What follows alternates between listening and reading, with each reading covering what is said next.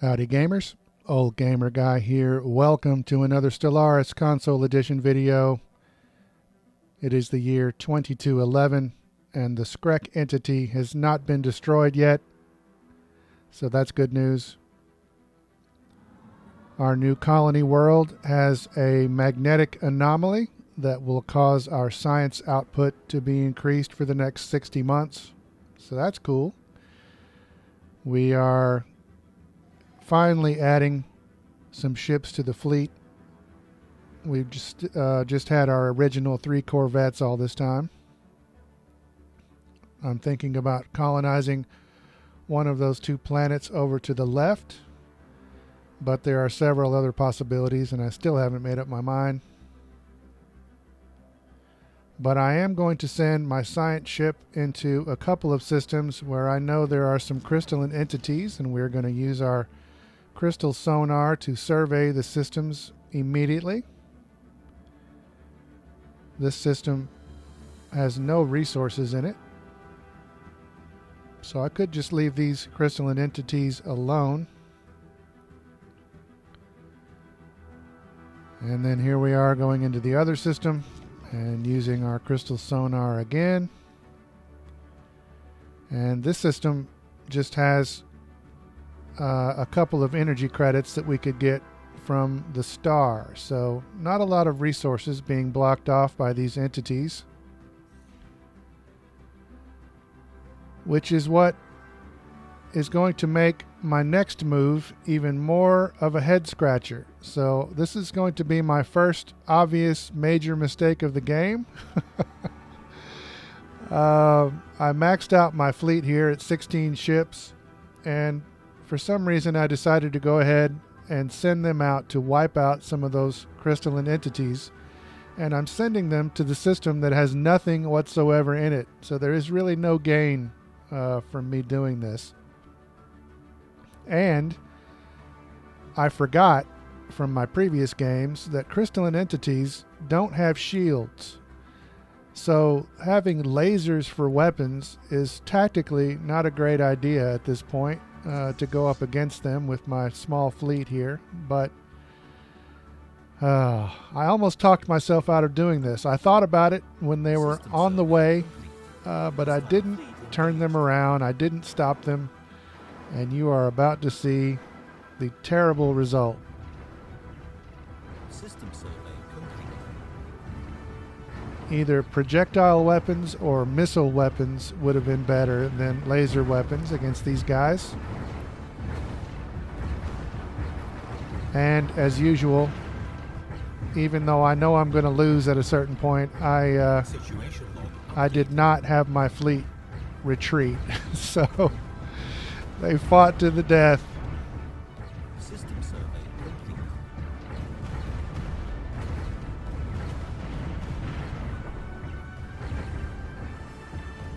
Construction complete.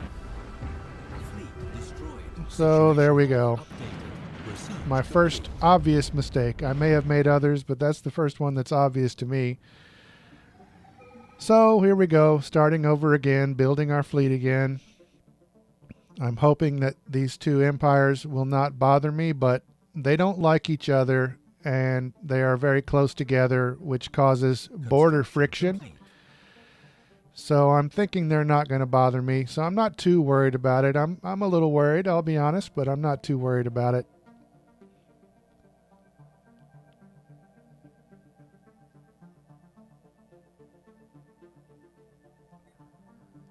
Our science ship has discovered the remains of a First League cruiser, which gives us a special project. And looking at our special projects list, there are several First League related projects. One of them requires a level 5 scientist. 2 of them require a level 3 scientist. And I think my scientist is level 3 or 4. Yeah, they're level 4. So I'm going to stop them from doing what they were doing and have them complete those level 3 research projects. One of them is in the same system where they are at the moment, so that's convenient. And then the other one, I guess I just didn't realize my scientist was high enough level to do it, because I'll have to have them backtrack to do that one. And then they can resume their normal survey mission.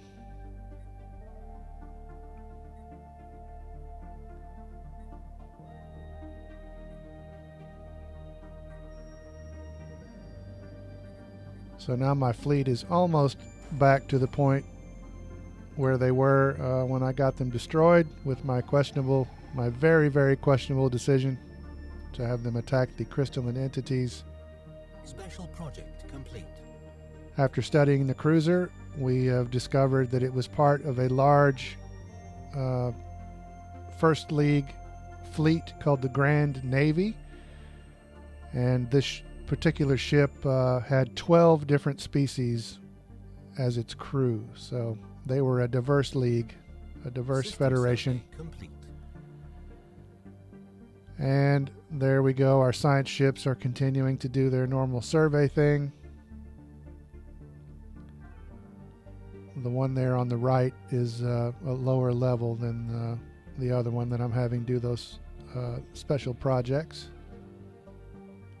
Special project complete. And speaking of special projects, we completed another one and found we studied some wreckage of some ships that were part of the First League Grand Navy, and they were part of a huge battle about 2 million years ago.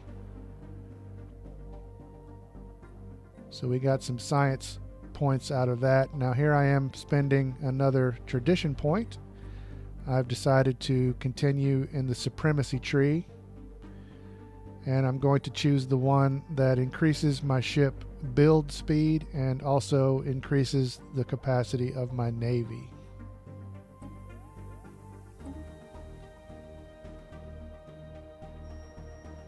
And I think this is probably a good place to stop this video. It is now the year 2218, so we've covered a good amount of time in this short video.